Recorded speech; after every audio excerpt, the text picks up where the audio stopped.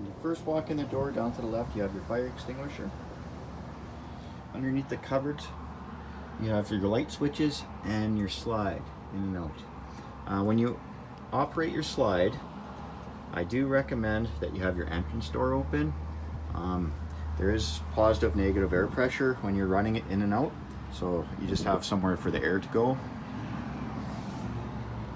You have a stool here, and for travel, I would recommend it just maybe laying it down beside the bed over here. Around here you have your, you can monitor your battery life and your tank levels here. You also have your hot water heater propane, and when you're running on propane, if you see this light come on and stay on, that just means that it didn't light. It takes a while for the propane to get to the appliances, so it's very common. Just simply shut it off and turn it back on, let it do its cycle again, and then you have your water pump on and off. The power outlet next to that, and down below is your carbon monoxide detector. Your sink, microwave. You do need to be plugged in for your microwave to work. You have your oven and stove, and it's propane. Underneath your sink, I've taken out this panel, is your water pump. And for winterizing, you're going to want to know the valves here. There's two of them. This is your winterization hose, the open-ended one. This valve at the back is hooked up to your winterization hose. So when you go to winterize, you're going to want to close this valve and open this valve. And then you can turn your pump on, put this in your antifreeze jug, and suck the antifreeze through your system. And down below your stove and oven is your hot water heater. And when you go to winterize, you're going to want to isolate this. You don't want antifreeze going into your hot water heater. So you're going to want to close the bottom, close the top, and open the middle like that.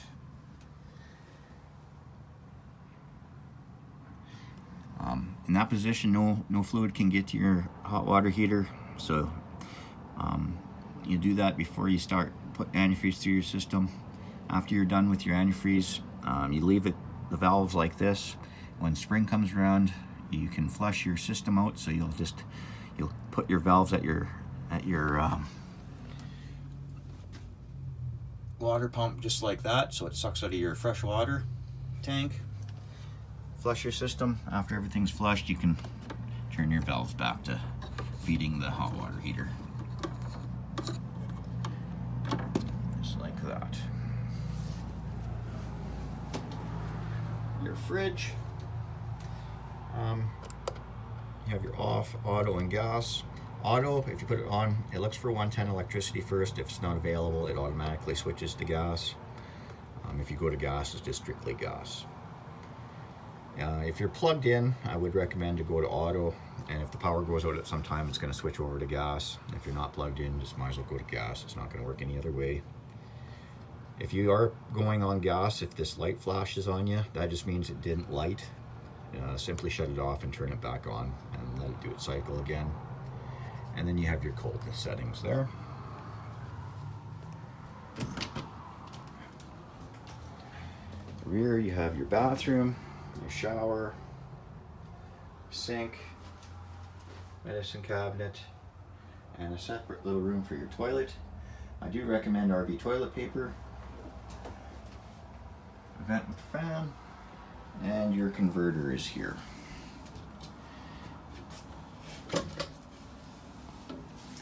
So in here you'll see you have fuses for your 12-volt system, breakers for your 110. They are labeled underneath the breakers and on the door for your fuses right here. If you do experience something electrical not working, this would be the first place to look. And then closet in here.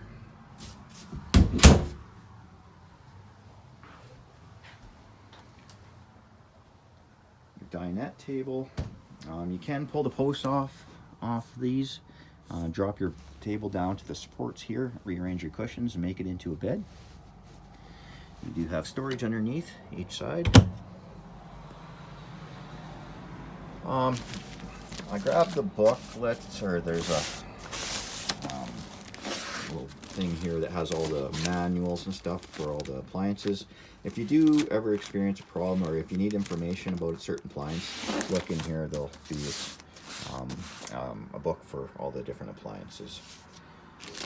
This hose here, I believe, is for your drinking filter, which is there. And you have a power adapter. So it's a 30 amp to a household 110. It's good for running your fridge and your lights, but I don't recommend running your air conditioner with that, or your microwave. Your sofa. These ones here, they take the cushions off and they just fold out into a bed. An emergency exit window there. So this runs your air conditioning and your heater and your furnace. Just hit the button for heat, or hit the button for cold. The thermostat itself is on a remote control right here. And you can turn it up and down your temperatures here. It does have a bracket. It can be mounted on the wall if you prefer. I just got it sitting with the remote controls here for your TV and your DVD player. Smoke alarm up top there. In your bedroom, you have your emergency exit window, cabinets, lights. There's a place to put a TV here. You have your coax cable.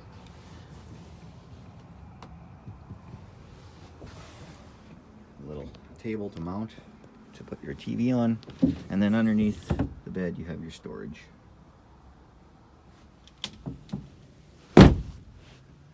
There's a TV antenna, not too many people use anymore.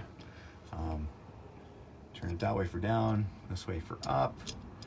If you are going to be using this, just remember to crank it down in your truck before you travel. So I think that is about it. If I missed something, if you have questions, give us a call. We'll help you out. And thank you for watching.